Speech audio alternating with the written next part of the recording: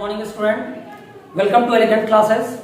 Myself Akash Anand going to continue the chapter Metal and Non-Metal class 10th Chemistry. बच्चों हम लोग इसके पहले के क्लासेस में मेटलर्जी के बारे में पढ़े थे। उसमें मैंने आपको बताया था कि किसी भी मेटल का एक्सट्रैक्शन उसके ओर से होता है, यानी metallurgy is the process of extraction of a metal from its ore and its refining। तो उसमें मैंने बताया था कि मेटलर्जी जो है करने के लिए बहुत सारे स्टेप से गुजरना पड़ता है। उसमें बताया था मैंने कि मेटलर्जी का जो पहला स्टेप होता है वो कंसंट्रेशन ऑफ ओर होता है, जिसमें हम लोग ओर के अंदर मौजूद जो इम्प्योरिटीज है उसको रिमूव करते हैं। उसके बाद कंसंट्रेटेड ओर को मेटल के ऑक्साइड में कन्वर्ट करते हैं, क्योंकि कोई भी मेटल अपने ऑक्साइड से ज्यादा इजीली प्राप्त होता है in comparison to their other compounds.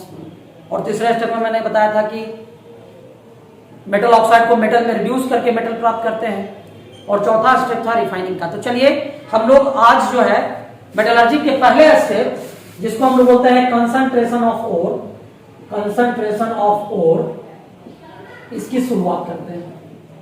देखिए, जब भी कोई ओर अर्थ क्रस्ट से प्राप्त होता है माइनिंग के द्वारा, तो उसमें बहुत तरह के अनवांटेड इंप्योरिटीज होते हैं। जैसे उसमें सिलिका हो सकता है, माइका हो सकता है, लैंड हो सकता है, उसमें क्ले हो सकता है, लाइम हो सकता है। तो ये सब इंप्योरिटीज जो है उसके अंदर मौजूद होते हैं। इसको हम लोग गैग या मैट्रिक्स बोलते हैं। और इन इंप्योरिटीज का रिमूवल कहलाता है कंसंट्रेशन ऑफ ओर, या इसी को हम लोग ओर ड्रेसिंग भी कहते हैं। कंसंट्रेशन ऑफ ओर भी बोलते हैं, ओर ड्रेसिंग भी बोलते हैं, या इसको इनरिचमेंट ऑफ ओर भी बोलते हैं, इनरिचमेंट ऑफ ओर। तो देखिए, कंसंट्रेशन जो है मेटलर्जी का पहला स्टेप है, जिसमें हम लोग ओर के अंदर मौजूद जो अनवांटेड इंप्योरिटीज है, जिसको गैग या मैट्रिक्स कहते हैं, उसका रिमूवल किया जाता है। इसलिए इसका नाम ओर ड्रेसिंग है, और इसको इनरिचमेंट ऑफ ओर भी कहा जाता है। तो देखिए, हम लोग बहुत सारे मेथड्स के बारे में पढ़ेंगे। कंसंट्रेशन जो ओर का होता है वो कई सारे मेथड्स के द्वारा होता है, लेकिन हम अलग अलग मिनरल्स या ओर्स के लिए अलग अलग मेथड का इस्तेमाल करते हैं। जो जिसके लिए सुटेबल होता है उसी मेथड का हम लोग इस्तेमाल करते हैं। जैसे सबसे पहला मेथड जो है कंसंट्रेशन में, यह है by hand picking. By hand picking, देखिए बाय हैंड पिकिंग जो है ये ओर के कंसंट्रेशन का फर्स्ट एड है। जैसे हम लोग, अगर हम लोगों को कहीं पे चोट लग जाता है या कहीं पर शरीर का कोई अंग कट जाता है, छिल जाता है, तो हम लोग क्या करते हैं, घर में फर्स्ट एड बॉक्स रखते हैं, जिसमें डेटॉल होता है ना, रुई होता है, कॉटन होता है ना, और एंटीसेप्टिक क्रीम्स होते हैं, जिसको लगाकर हम लोग फर्स्ट एड करते हैं, है ना। और उसके बाद डॉक्टर के पास जाते हैं। तो यहाँ पर फर्स्ट एड का मतलब हुआ बाय हैंड पिकिंग। ओर के कंसंट्रेशन का फर्स्ट एड है, या कहिए कि उसका प्रिलिमिनरी ट्रीटमेंट है, जिसको हम बोलते हैं बाय हैंड पिकिंग। इसमें क्या करते हैं कि ओर के अंदर मौजूद वैसे इंप्योरिटीज जो हम लोग को नेकेड आई से दिखाई देते हैं, उनको इजिली हम हाथ से चून सकते हैं। उसको इजिली हाथ से चून करके ओर से अलग कर दिया जाता है। तो ये कहलाता है बाय हैंड पिकिंग, यानी ये ओर के कंसंट्रेशन का फर्स्ट एड है ना। और दूसरा जो है मेथड हमारा है, दूसरा मेथड है हमारा हाइड्रोलिक वॉशिंग। दूसरा मेथड जो है ये कहलाता है हाइड्रोलिक वॉशिंग। अब देखिए हाइड्रोलिक वॉशिंग क्या है। तो this method of concentration of ore is based upon the difference in the densities of ore particle and gangue particle. अगर ओर पार्टिकल और गैंग पार्टिकल के डेंसिटीज में अगर डिफरेंसेज हो, तो उन डिफरेंसेज के आधार पे हाइड्रोलिक वॉशिंग की प्रक्रिया को अपना करके ओर का कंसंट्रेशन किया जाता है। इसमें क्या होता है कि सबसे पहले जो ओर जो होता है उसको हम फाइनली उसको स्मॉल पीसेज में क्रश करते हैं, उसके छोटे छोटे टुकड़ों में उसको क्रश कर देते हैं। और क्रश करने के बाद हम लोग उसको पानी की तेज धारा में, ये ब्लास्ट ऑफ वाटर, मतलब एक पानी की एक तेज धारा होती है, उसमें उसको धोते हैं। धोने से क्या होता है कि जो कम डेंसिटी वाले लाइटर गैंग पार्टिकल जो होते हैं वो पानी की धारा के साथ बहकर दूर चले जाते हैं, जबकि अधिक डेंसिटी वाले जो हेवियर ओर पार्टिकल्स होते हैं वो बच जाते हैं। और इस प्रकार जो है ओर का कंसंट्रेशन हो जाता है ना। तो इस तरीके से हम लोग कंसंट्रेशन कर सकते हैं, ठीक है। तो अब हम लोग जैसे बहुत सारे हैं, टीन स्टोन जो और है उसका कंसंट्रेशन इससे किया जाता है ना। हेमाटाइट और जो आयरन का है उसका भी कंसंट्रेशन इस मेथड के द्वारा किया जाता है। तो ये सब तरीका है। तो ये आप समझ गए कि हाइड्रोलिक वॉशिंग क्या होता है। दूसरा है आपका, दूसरा जो मेथड है वो है आपका, आप इसको लिख सकते हैं magnetic separation process. Magnetic separation process. देखिए मैग्नेटिक सेपरेशन प्रोसेस जैसा कि नाम से ही स्पष्ट है।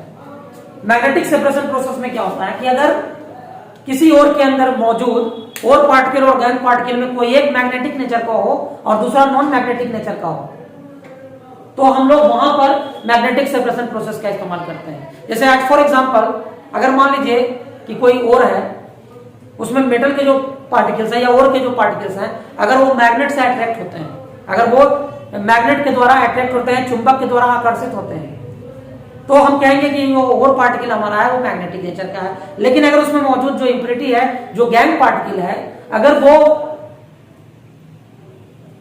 वो मैग्नेट के द्वारा अट्रैक्टेड नहीं होता है, यानी वो नॉन मैग्नेटिक इंप्योरिटी है, तो हम लोग उस स्थिति में मैग्नेटिक सेपरेशन प्रोसेस का इस्तेमाल करके हम लोग कर सकते हैं। जैसे आयरन का जो और होता है, हेमाटाइट और होता है, उसका हम लोग कर सकते हैं कॉन्सेंट्रेशन मैग्नेटिक सेपरेशन प्रोसेस के द्वारा, क्योंकि जो आयरन के पार्टिकल्स होंगे या आयरन का जो और होगा वो क्या होगा, मैग्नेट से अट्रैक्टेड होगा, लेकिन उसके अंदर जो इंप्योरिटीज होंगे वो मैग्नेट से अट्रैक्टेड नहीं होंगे।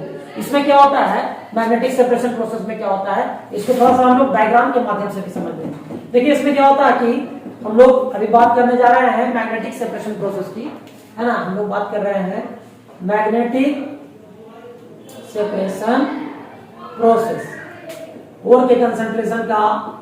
ये जो है हम लोग देख रहे हैं तीसरा मेथड है। पहला मेथड तो हम लोग देखे हाइड्रोलिक वॉशिंग, दूसरा हम लोग पहला मेथड हम लोग भाई हैंड पेकिंग देखे, दूसरा हाइड्रोलिक वॉशिंग देखे और ये मैग्नेटिक सेपरेशन पढ़ रहे हैं। इसमें क्या होता है कि दो रोलर्स होते हैं, देखिए इस तरह के दो रोलर्स होते हैं। तो दो रोलर जो होता है उसमें एक रोलर जो है मैग्नेटिक होता है, इसलिए देखिए हम यहाँ पर एम लिखते हैं, एम फॉर मैग्नेट।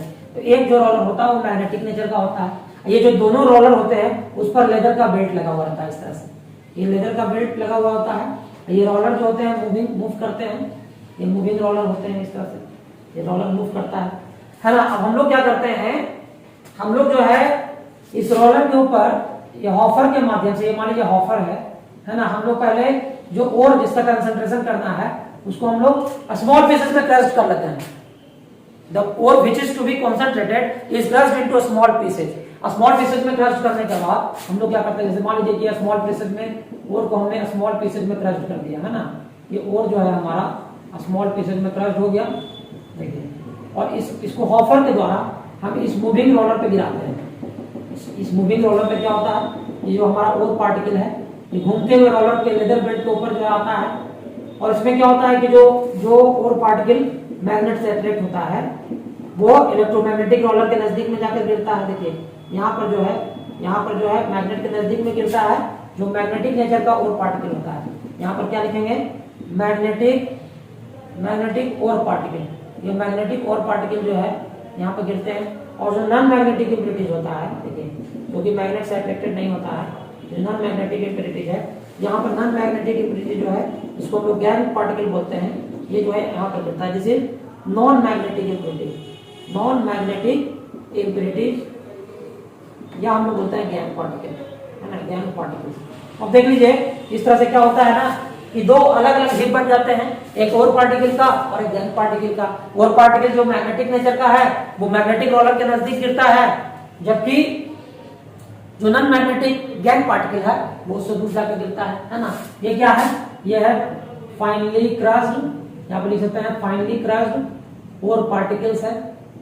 ये हॉपर है आपका, ये आपका मैग्नेटिक रोलर है, इसमें एक मैग्नेटिक रोलर है ये, और ये क्या है, नॉन मैग्नेटिक रोलर है, नॉन मैग्नेटिक रोलर जो कि मोटर की सहायता से घूमता है ना। और ये आपका क्या है, ये आपका लेदर बेल्ट है, लेदर का बेल्ट का पट्टा है जिस पर ये घूम रहा है, ठीक है। तो ये आपका तरीका होता है मैग्नेटिक सेपरेशन प्रोसेस का।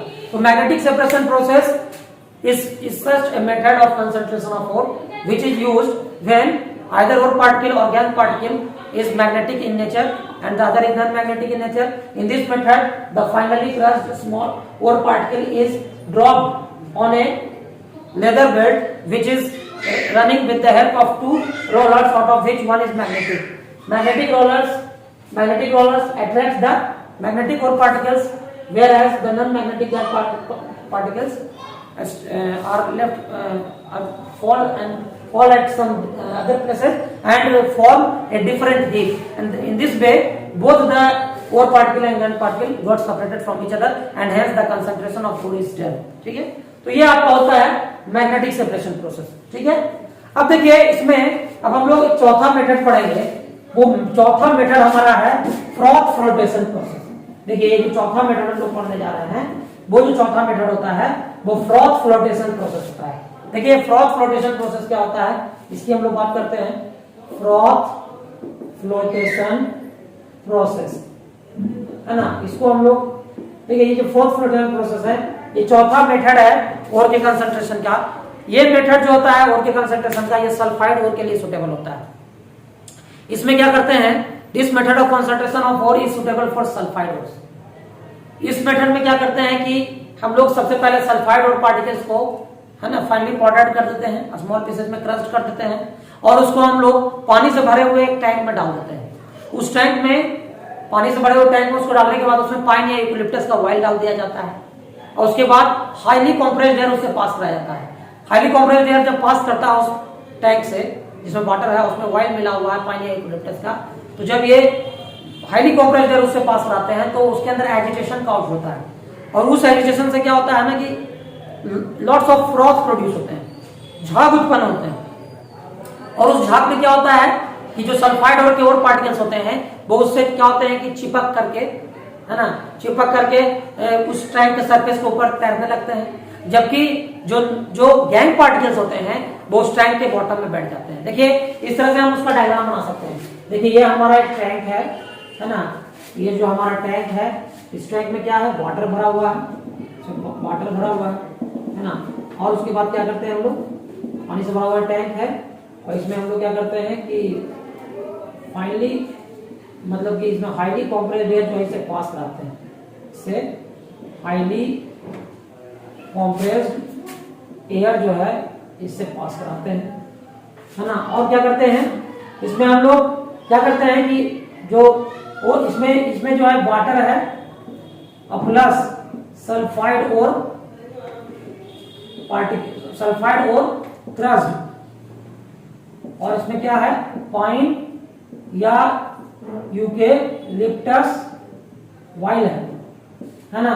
और इसके बाद क्या होता है कि हम जब ऐसा करते हैं तो इसके अंदर क्या होता है कि जब झाग उत्पन्न होता है, इस तरह से फ्रॉथ क्रिएट होते हैं, और इस फ्रॉथ में क्या होता है कि सल्फाइड और के पार्टिकल जो होते हैं वो चिपक जाते हैं और इसके ऊपर तैरते रहते हैं. यहाँ पर लिखेंगे फ्रॉथ कंटेनिंग ओर पार्टिकल्स. सल्फाइड और के पार्टिकल जो है ऊपर तैरते रहते हैं, और यहाँ नीचे जो है, इसमें नीचे जो है आप देख लीजिए कि बॉटम में जो है ये गैंग पार्टिकल नीचे बच जाते हैं. ये आपका गैंग पार्टिकल्स है जो कि नीचे बच जाते हैं. तो इस प्रकार आप देखते हैं कि जो फ्रॉथ फ्लोटेशन प्रोसेस है, इसमें क्या करते हैं कि पानी से भरा हुआ एक टैंक लिया जाता है ना, उसमें क्या करते हैं कि हम लोग क्रस्ट जो सल्फाइड और पार्टिकल्स है उसको उसके अंदर पाउडर करते हैं, डाल देते हैं, पाइन या यूकेलिप्टस का तेल मिलाया जाता है, और हाईली कंप्रेस्ड एयर पास कराते हैं. तो हाईली कंप्रेस्ड एयर पास करने से क्या होता है कि पानी के अंदर एजिटेशन होता है, स्टेबल फ्रॉथ क्रिएट होते हैं. ये जो फ्रॉथ होते हैं है ना, इस फ्रॉथ में सल्फाइड और के जो पार्टिकल्स होते हैं वो चिपक जाते हैं और टैंक के सरफेस के ऊपर तैरने लगते हैं, जबकि जो इम्प्योरिटीज हैं वो टैंक के बॉटम में बैठ जाते हैं. इस प्रकार क्या होता है कि हम लोग फ्रॉथ को अलग कर लेते हैं, और फ्रॉथ जब स्किम्ड आउट होता है तो उससे जो है हम लोग को कंसंट्रेटेड सल्फाइड और का पार्टिकल्स जो है मिल जाता है. तो इस प्रकार हम लोग जो है ओर का कंसंट्रेशन कर लेते हैं फ्रॉथ फ्लोटेशन प्रोसेस के द्वारा. ठीक है, अब देखिए अब ये चार तरीका पढ़ने के बाद एक और तरीका हमारा बच गया है, वो है हमारा केमिकल सेपरेशन प्रोसेस है ना. तो हम लोग केमिकल सेपरेशन प्रोसेस की बात करते हैं, तो हमारा है chemical separation process. Chemical separation process इसको हम लोग लीचिंग भी कहते हैं, इसका नाम जो है लीचिंग भी होता है. देखिए केमिकल सेपरेशन प्रोसेस में क्या होता है कि this method of concentration of ore is based upon the difference in chemical nature of ore particle and gangue particle. Ore particle और गैंग पार्टिकल के केमिकल नेचर में अगर डिफरेंसेज है तो हम लोग इस मेथड का इस्तेमाल करते हैं, है ना। ओर पार्टिकल और गैंग पार्टिकल में कोई एक मतलब जो दोनों का जो केमिकल नेचर है अगर वो अलग अलग है तो उसका एडवांटेज उठा करके हम लोग ये जो है केमिकल सेपरेशन प्रोसेस के द्वारा ओर का कंसंट्रेशन करते हैं। एज फॉर एग्जांपल अगर हम बॉक्साइट ओर की बात करें तो बॉक्साइट ओर जो होता है इसका फॉर्मूला होता है Al2O3 देखिए बॉक्साइट ओर के अंदर इम्प्योरिटीज के रूप में क्या होता है, आयरन के ऑक्साइड होते हैं और सिलिका होता है ना। तो आयरन के ऑक्साइड और सिलिका को इससे अलग करने के लिए हम लोग क्या करते हैं कि बॉक्साइट ओर का जो रिएक्शन है हम लोग कराते हैं सोडियम हाइड्रोक्साइड के हॉट और कॉन्सेंट्रेटेड सॉल्यूशन के साथ। सोडियम हाइड्रोक्साइड के हॉट और कॉन्सेंट्रेटेड सॉल्यूशन के साथ जब हम रिएक्शन कराते हैं तो क्या होता है कि जो बॉक्साइट ओर के अंदर मौजूद जो एल्युमिनियम का ऑक्साइड है वो सोडियम एल्यूमिनेट बना करके उसमें घुल जाता है, जबकि सिलिका के और आयरन के जो ऑक्साइड्स होते हैं वो नहीं घुल पाते हैं, है ना, जिनको हम लोग सिंपल फिल्ट्रेशन के द्वारा अलग कर लेते हैं। देखिए इसमें होता क्या है, यहाँ पर क्या है कि Al2O3 जो एल्युमिनियम ऑक्साइड है जो बॉक्साइट ओर के अंदर मौजूद है इसका रिएक्शन हम लोग कराते हैं NaOH से, और जब NaOH से रिएक्शन कराते हैं तो ये बनाता है NaAlO2, इसको बोलते हैं सोडियम एल्यूमिनेट, इसको हम लोग सोडियम एल्यूमिनेट बोलते हैं, और साथ में ये बनाता है H2O, है ना। ये रिएक्शन बैलेंस नहीं है, चलिए इसको बैलेंस कर लेते हैं और इसमें यहाँ पर हम लोग 2 लगा लेते हैं और यहाँ पर भी हम लोग 2 लगा लेते हैं। अभी हमारा रिएक्शन जो है बैलेंस हो चुका है ना। तो यहाँ पर आप लोग ऐसा ही इसलिए करते हैं कि जो सोडियम एल्यूमिनेट है वो सोडियम हाइड्रोक्साइड के हॉट और कॉन्सेंट्रेटेड सॉल्यूशन में घुल जाता है ना, जिसको हम लोग फिल्ट्रेशन से अलग कर लेते हैं। और क्या होता है कि जो आयरन का ऑक्साइड है और जो सिलिका है वो मतलब फिल्ट्रेशन के द्वारा अलग हो जाता है, क्योंकि वो सोडियम हाइड्रोक्साइड के हॉट और कॉन्सेंट्रेटेड सॉल्यूशन में नहीं घुलता है, सिर्फ एल्युमिनियम का ऑक्साइड घुलता है। अब ये जो NaAlO2 है ना, इसको इसमें क्या होता है कि हम लोग सम फ्रेशली प्रिपेयर्ड सैंपल डाल देते हैं, मतलब HCl का हम इसके अंदर सम फ्रेशली प्रिपेयर्ड सैंपल डाल देते हैं। और ऐसा करने से क्या होता है कि ये जो पूरा है जो सोडियम एल्यूमिनेट का जो फिल्ट्रेट है वो प्रिसिपिटेट कर जाता है ना। इसमें क्या डालते हैं हम लोग, इसके अंदर थोड़ा सा फ्रेशली प्रिपेयर्ड सैंपल डालते हैं हाइड्रोक्लोरिक एसिड का। उससे क्या होता है कि वो प्रेसिपिटेशन को इंड्यूस करता है, और इससे क्या होता है कि जो पूरा फिल्ट्रेट है ये एल्युमिनियम हाइड्रोक्साइड के प्रेसिपिटेट के रूप में क्या होता है कि प्रेसिपिटेट कर जाता है, और इससे जो है NaOH जो है वो अलग हो जाता है। ठीक है, NaOH हमारा जो है इससे अलग हो जाता है। बैलेंस करने के लिए यहाँ पर 2 लगा देते हैं हम लोग इसको, है ना। और अब क्या होता है, इस प्रकार जो हम लोग को एल्युमिनियम का हाइड्रोक्साइड प्राप्त होता है, इस एल्युमिनियम हाइड्रोक्साइड को क्या करते हैं फिर से गर्म करते हैं, और गर्म करने के बाद ये Al2O3 यानी एल्यूमिना और वाटर में ब्रेक करता है। तो इस प्रकार जो एल्यूमिना हम लोग को प्राप्त होता है, एल्युमिनियम का जो ऑक्साइड प्राप्त होता है, ये कॉन्सेंट्रेटेड हो जाता है ना। इससे इम्प्योरिटी जो है सिलिका का और लाइम का अलग हो गया, है ना। लाइम का नहीं, सिलिका का और आयरन के ऑक्साइड का इम्प्योरिटी इससे अलग हो गया, और इस प्रकार केमिकल सेपरेशन प्रोसेस के द्वारा जो है हम लोग ओर का कंसंट्रेशन कर लेते हैं। तो देखिए अभी तक हम लोग मेटलर्जी का जो पहला स्टेप है जिसको हम लोग बोलते हैं कंसंट्रेशन ऑफ ओर, उसको हम लोग कवर कर चुके हैं, है ना। अब देखिए मेटलर्जी का अब अगला स्टेप हम लोग देखते हैं, है ना। मेटलर्जी का जो सेकेंड स्टेप है, अभी तक तो हम लोग मेटलर्जी का पहला स्टेप देख रहे थे, इसमें कंसंट्रेशन ऑफ ओर की हम लोग बात कर रहे थे, जिसमें हम लोगों ने स्टडी कर लिया, क्या हम लोगों ने पढ़ लिया by hand picking, concentration by hand picking, है ना। उसके बाद magnetic separation process, froth flotation process, hydraulic passing भी हम लोग देख चुके हैं, और हम लोग केमिकल सेपरेशन प्रोसेस भी देख चुके हैं। लेकिन अब जो हमारा मेटलर्जी का अगला स्टेप है वो है conversion of concentrated ore into metal oxide, conversion of concentrated ore into metal oxide. देखिए आप ये बात जान लीजिए कि कोई भी मेटल अपने ऑक्साइड से ज्यादा इजियर वे में प्राप्त होता है in comparison to their other compounds, यानी उनके वो अपने दूसरे कंपाउंड से, सल्फाइड से या क्लोराइड से, है ना, ये या अदर कंपाउंड से वो थोड़ा डिफिकल्टी के साथ प्राप्त होता है, लेकिन it is easier to obtain a metal from their oxide. कोई भी मेटल जो है अपने ऑक्साइड से ज्यादा इजिली हम लोग को प्राप्त होता है। इसलिए ओर के कंसंट्रेशन के बाद हमारा जो अगला स्टेप होता है उसमें हम चाहते हैं कि जो कॉन्सेंट्रेटेड हो रहा है उसको मेटल के ऑक्साइड में कन्वर्ट कर दें, है ना। जो ऑलरेडी पहले से मेटल का ऑक्साइड है तो ठीक है, लेकिन जो मेटल का ऑक्साइड नहीं है उसको हम लोग मेटल के ऑक्साइड में कन्वर्ट कर सकते हैं। तो इसके लिए दो चीज का नाम आता है, एक आता है आपका रोएस्टिंग और एक आता है इसमें कैल्सिनेशन, है ना। आप लोग इसको थोड़ा समझ लें कि रोएस्टिंग क्या होता है और कैल्सिनेशन क्या होता है। देखिए रोएस्टिंग जो है वो जनरली सुटेबल है सल्फाइड ओर के लिए, रोएस्टिंग जो है सल्फाइड ओर के लिए सुटेबल है, और कैल्सिनेशन जो है वो कार्बोनेट ओर के लिए सुटेबल है या हाइड्रेटेड ओर के लिए भी सुटेबल है। रोएस्टिंग क्या होता है कि roasting is a process in which the concentrated ore is heated, is strongly heated, है ना।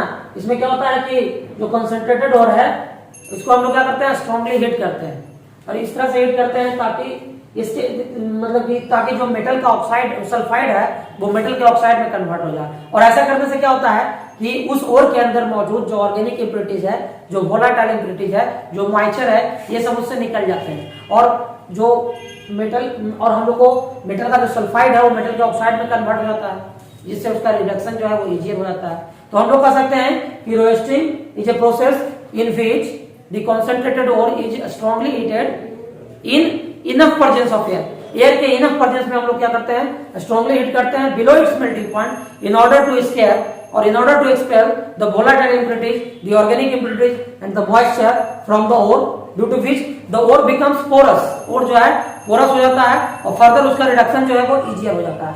और क्या होता है कि सल्फाइड ओर जो है ऑक्साइड ओर में कन्वर्ट होता है। जैसे देखिए रोएस्टिंग में हम लोग क्या करते हैं, जैसे मान लीजिए जिंक सल्फाइड है, जिंक ब्लेंड है, जिंक का सल्फाइड हो रहा है, और हम लोग इसको ऑक्सीजन के पर्याप्त उपस्थिति में जब गर्म करते हैं, रोएस्टिंग में क्या होता है कि ऑक्सीजन का प्रेजेंस जो है इनफ प्रेजेंस होता है, और ये क्या चेक कर लिया ZnO, है ना, प्लस SO2। देखिए इसमें सल्फर डाइऑक्साइड गैस मुक्त होता है।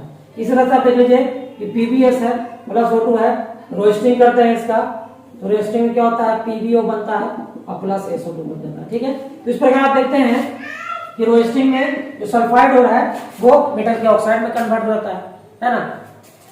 लेकिन कैल्सिनेशन क्या है, calcination is a process in which the concentrated ore is heated in limited presence of air. Calcination जो होता है वो एयर के लिमिटेड प्रेजेंस में होता है, और इसमें क्या होता है कि ये कार्बोनेट ओर के लिए सुटेबल होता है। इससे क्या होता है कि कार्बोनेट ओर जो है वो ऑक्साइड ओर में कन्वर्ट हो जाता है, कार्बन डाइऑक्साइड गैस उससे बाहर निकल जाता है, और क्या होता है कि ओर के अंदर जो मौजूद मॉइस्चर है, वोलाटाइल इंप्योरिटीज है, ऑर्गेनिक इंप्योरिटीज है, ये सब उससे निकल जाता है, और जो है वो पोरस हो जाता है, और फिर इसका रिडक्शन जो है इजियर हो जाता है। जैसे मान लीजिए कि हम यहाँ पर लिखते हैं CaCO3, ये क्या है, ये आपका लाइमस्टोन है, इसका हम लोग करते हैं कैल्सिनेशन, कैल्सिनेशन करने पर क्या प्राप्त होगा, ये CO प्लस CO2 में कन्वर्ट हो जाएगा। जैसे ये ZnCO3 है, कैलामाइन है, इसका हम लोग कैल्सिनेशन करते हैं, कैल्सिनेशन में क्या होता है, ये ZnO प्लस CO2 में कन्वर्ट हो जाता है ना। तो इस प्रकार आप देखते हैं कि कैल्सिनेशन में जो कॉन्सेंट्रेटेड ओर है वो जनरली कार्बोनेट ओर के लिए किया जाता है, या फिर हाइड्रेटेड ओर के लिए भी किया जाता है, और ये एयर के लिमिटेड प्रेजेंस में होता है, ऑक्सीजन के लिमिटेड प्रेजेंस में होता है, और जो मेटल है वो जो मेटल का कार्बोनेट है वो मेटल के ऑक्साइड में कन्वर्ट हो जाता है। उसके अंदर मौजूद जो ऑर्गेनिक इंप्योरिटीज है, जो वोलाटाइल इंप्योरिटीज है, जो मॉइस्चर है, ये सब निकल जाते हैं, और क्या होता है कि ओर का जो रिडक्शन है वो आसान हो जाता है ना। तो इस प्रकार हम लोग देख रहे हैं कि रोस्टिंग और कैल्सिनेशन में क्या होता है, ठीक है। चलिए अब जो है अब हम लोग जो है मेटलर्जी के तीसरे स्टेप में एंटर करते हैं, और मेटलर्जी का जो तीसरा स्टेप है वो है क्या है, reduction of metal oxide into metal. ये मेटलर्जी का हमारा तीसरा स्टेप है, जिसमें हम लोग पढ़ेंगे reduction of metal oxide into metal, है ना। अब reduction of metal oxide into metal, ये तो देखिए मेटलर्जी का जो पहला स्टेप था उसमें हम लोग ओर का कंसंट्रेशन किए, ओर के कंसंट्रेशन करने के बाद हम लोग उस कंसंट्रेटेड ओर का मेटल के ऑक्साइड में कन्वर्सन किए। अब मेटल के ऑक्साइड से मेटल प्राप्त करने के लिए हम लोग क्या करेंगे, रिडक्शन करेंगे, क्योंकि जब हम लोग मेटल के ऑक्साइड से ऑक्सीजन को अलग करेंगे तो ऑक्सीजन को अलग करना क्या कहलाता है, किसी भी चीज से ऑक्सीजन को रिमूव करना कहलाता है रिडक्शन, यानी मेटल के ऑक्साइड का मेटल पे रिडक्शन होगा, है ना। तो यही हम लोग का मेटलर्जी का ये थर्ड स्टेप होगा हमारा मेटलर्जी का। इसमें रिडक्शन ऑफ मेटल ऑक्साइड जो है इनटू मेटल होगा। ये मेटल के ऑक्साइड को हम लोग मेटल में रिड्यूस करेंगे, मेटल के ऑक्साइड को मेटल में रिड्यूस करने के लिए देखिए यहाँ पर हम लोग पता है कि तीन तरह के मेटल्स होते हैं।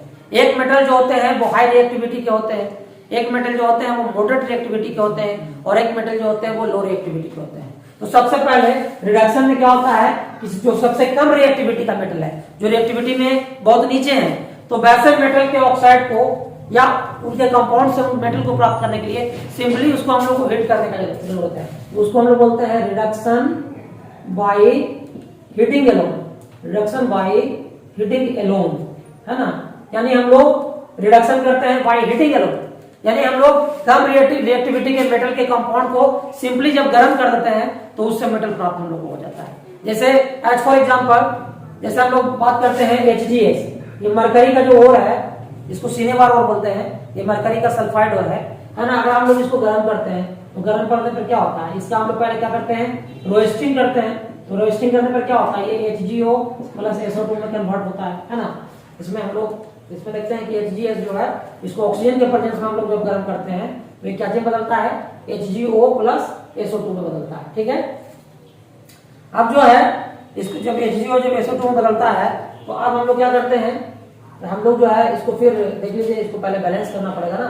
इसको बैलेंस कर लेते हैं। तो यहाँ पर अगर 2 लगाते हैं, यहाँ पर भी हम लोग 2 लगाते हैं, तो यहाँ पर हम लोग को यहाँ पर कितना हो गया, 4 है। यहाँ पर भी सॉरी जो भी है इसको हम लोग बैलेंस कर लेंगे, है ना। आप देखिए यहाँ पर ये जो आपने यहाँ पर SO2 गैस जो मुक्त होता है, सल्फर डाइऑक्साइड गैस जो मुक्त होता है, तो ये तो रोस्टिंग में होता ही है। अब ये जो HgO है इसको हम लोग सिंपली हीट करते हैं, और सिंपली जब हीट करते हैं तो Hg प्लस O2 में जो है ये ब्रेक कर जाता है, ठीक है। इस प्रकार से जो है इसका कंसंट्रेशन हो जाता है, इस प्रकार से जो है मरकरी मेटल हम लोग को प्राप्त हो जाता है। तो यानी लो रिएक्टिविटी के जो मेटल्स हैं उनको उनके ऑक्साइड से प्राप्त करने के लिए उनको सिंपली उनको हीट करने की जरूरत है। यानी those metals which are low in the reactivity series can be obtained from their oxide और from their other compound by simply heating, ठीक है। अब देखिए दूसरा जो है हम लोग देखेंगे केमिकल रिडक्शन। अब हम लोग देखेंगे केमिकल रिडक्शन प्रोसेस। देखिए केमिकल रिडक्शन, तो केमिकल रिडक्शन में क्या होता है, केमिकल रिडक्शन प्रोसेस में क्या होता है कि जो मॉडरेट रिएक्टिविटी के मेटल्स हैं, तो मॉडरेट रिएक्टिविटी के मेटल को ऑक्साइड को मेटल में रिड्यूस करने के लिए एक सुटेबल केमिकल रिड्यूसिंग एजेंट का जरूरत होता है ना। जैसे अगर मान लीजिए कि हम लोग आयरन के द्वारा, मतलब आयरन का जो हेमाटाइट है, उनके मेटल आयरन के का जो हेमाटाइट है वो है बॉक्साइड हो रहा है आयरन का, उसको अगर मेटल में रिड्यूस करना है तो कार्बन का इस्तेमाल हम लोग रिड्यूसिंग एजेंट के रूप में करते हैं। ये प्रोसेस कहलाता है स्मेल्टिंग। यानी मेटल के ऑक्साइड को मेटल में रिड्यूस करने के लिए अगर कार्बन का इस्तेमाल किया जाए तो ये प्रोसेस कहलाता है स्मेल्टिंग, है ना। उसमें क्या होता है कि देखिए जैसे जो Fe2O3 और है, ये आयरन का क्या है, हेमाटाइट और है। अगर हम कार्बन के द्वारा इसका रिडक्शन करते हैं तो क्या बनता है, ये 2Fe प्लस 3CO, है ना। इस तरह से बनता है ये। तो देखिए यहाँ पर रिडक्शन जो है कार्बन के द्वारा, यहाँ पर कार्बन का इस्तेमाल कर रहे हैं, ये जो कहलाता है स्मेल्टिंग कहलाता है प्रोसेस। यानी यहाँ पर कार्बन जो है एक रिड्यूसिंग एजेंट के रूप में काम करता है। लेकिन कुछ ऐसे भी मेटल्स हैं जो कार्बन के द्वारा सेटिस्फैक्टरली मतलब कि रिड्यूस नहीं होते हैं। तो ऐसे मेटल को मेटल का ऑक्साइड में रिड्यूस करने के लिए हम एक मोर पावरफुल रिड्यूसिंग एजेंट का इस्तेमाल करते हैं, जिसका नाम है एल्युमिनियम पाउडर, है ना। अगर एल्युमिनियम पाउडर का इस्तेमाल करके हम मेटल के ऑक्साइड को मेटल में रिड्यूस करते हैं तो ये प्रोसेस कहलाता है एल्यूमिनोथर्मिक प्रोसेस या थर्माइट प्रोसेस। जैसे हम लोग अगर एग्जांपल में MnO2, ये पायरोलुसाइड और है मैंगनीज का, और इसको जो है मैंगनीज का ऑक्साइड को मैग्नेट में रिड्यूस करने के लिए अगर हम एल्युमिनियम मेटल का इस्तेमाल करते हैं तो ये जो कहलाता है, ये एल्युमिनियम मेटल जो है, एल्युमिनियम पाउडर का इस्तेमाल हम लोग रिड्यूसिंग एजेंट के रूप में करते हैं, ये कहलाता है एल्यूमिनोथर्मिक प्रोसेस कहलाता है ये। और इसमें क्या होता है, ये Mn बनता है प्लस Al2O3 बनता है ना। इस तरह से ये बनता है ना। तो इसको हम लोग चाहे तो इसको भी हम लोग बैलेंस कर ले सकते हैं, ठीक है। चलिए यहाँ पर ऐसा करते हैं, 2 लगाते हैं तो यहाँ पर 4 हो जाएगा, और यहाँ पर 3 लगा देते हैं, है ना। तो यहाँ पर भी 3 करना पड़ेगा, ठीक है। इस तरह से जो है इसको कुछ करने का जरूरत नहीं है, यहाँ पर ऐसा ही ठीक हो। चलिए ठीक है, ये हमारा बैलेंस हो चुका है, ये बैलेंस हमारा ठीक है। तो ये आप लोग इस तरह से कर सकते हैं। या क्रोमियम के ऑक्साइड्स को अगर रिड्यूस करना है तो यहाँ पर भी कार्बन के द्वारा रिडक्शन नहीं होगा, यहाँ पर भी एल्युमिनियम पाउडर का इस्तेमाल करेंगे तो क्या हो जाएगा, Cr प्लस Al2O3, इस तरह से हो जाएगा। Cr प्लस Al यहाँ पर हो जाएगा, 2 लगा देंगे यहाँ पर, है ना। तो यहाँ Al2O3 हो गया, और यहाँ पर 2 कर देंगे। इस तरह से क्रोमियम के ऑक्साइड को भी क्रोमियम में हम लोग रिड्यूस कर दिए। तो केमिकल रिडक्शन प्रोसेस में क्या होता है कि मेटल के ऑक्साइड को मेटल में रिड्यूस करने के लिए हम लोगों को एक सुटेबल केमिकल रिड्यूसिंग एजेंट का इस्तेमाल करना पड़ता है, ठीक है। इस तरह से देखिए, आप देखिए जो हाई रिएक्टिविटी के मेटल्स हैं उनके ऑक्साइड को मेटल में रिड्यूस करने के लिए क्या करते हैं हम लोग, वहां पर इलेक्ट्रोलिटिक रिफाइनिंग किया जाता है। एक मेथड है इलेक्ट्रोलिटिक रिडक्शन है ना, यानी मेटल के ऑक्साइड को मेटल में रिड्यूस करने के लिए अगर हम लोग इलेक्ट्रिसिटी का इस्तेमाल करते हैं तो ये कहलाता है इलेक्ट्रोलिटिक रिडक्शन, है ना। तो इलेक्ट्रोलिटिक रिडक्शन में क्या होता है कि मेटल के जैसे जो हाई रिएक्टिविटी के मेटल्स हैं, तो हाई रिएक्टिविटी के मेटल के कंपाउंड को, है ना, जैसे देखिए सोडियम जो मेटल है वो अपने ऑक्साइड से प्राप्त नहीं हो सकता है। सोडियम और पोटेशियम जो अपने क्लोराइड के एक्वस सॉल्यूशन का इलेक्ट्रोलिसिस करते हैं, यानी क्या होगा कि सोडियम क्लोराइड या पोटेशियम क्लोराइड का जो एक्वस सॉल्यूशन है उससे जब हम इलेक्ट्रिसिटी पास कराते हैं, है ना, तब वो मेटल के आयन में और जो क्लोराइड है उस आयन में टूटेगा, है ना, और उसका रिडक्शन फिर होगा, है ना। मेटल का जो आयन है वो फिर क्या होगा कि इलेक्ट्रॉन को गेन करता है ना, और उसके बाद मेटल आयन मेटल में रिड्यूस होता है। यानी इलेक्ट्रोलिटिक रिडक्शन में क्या होता है कि इलेक्ट्रिसिटी की सहायता से इस इलेक्ट्रोलिटिक सेल में हम लोग क्या करते हैं कि जो एक्वस सॉल्यूशन होता है हाईली रिएक्टिव मेटल्स का, उसका हम लोग क्या करते हैं इलेक्ट्रोलिसिस करते हैं, और तब जो है मतलब कि वो मेटल जो है इलेक्ट्रोलिटिक रिडक्शन के द्वारा प्राप्त होता है। तो ये होता है आपका इलेक्ट्रोलिटिक रिडक्शन, है ना। तो इस प्रकार हम लोग देखते हैं कि किस प्रकार से मेटल के ऑक्साइड को मेटल में रिड्यूस करते हैं, ठीक है। तो अब जो है हमारा एक टॉपिक बच गया है रिफाइनिंग ऑफ मेटल, यानी हम लोग को मेटलर्जी के द्वारा जो मेटल प्राप्त होते हैं वो जनरली प्योर मेटल नहीं होते हैं, फिर उनका रिफाइनिंग करना पड़ता है ना। तो हमारा जो अगला वीडियो होगा उसमें मैं आपको रिफाइनिंग ऑफ मेटल की चर्चा करूंगा और डिफरेंट टाइप्स ऑफ मेटल जो रिफाइनिंग के जो तरीके होते हैं वो मैं आपको बताऊंगा। तब तक के लिए आप इस वीडियो को देखिए और इसका लाभ उठाइए। धन्यवाद।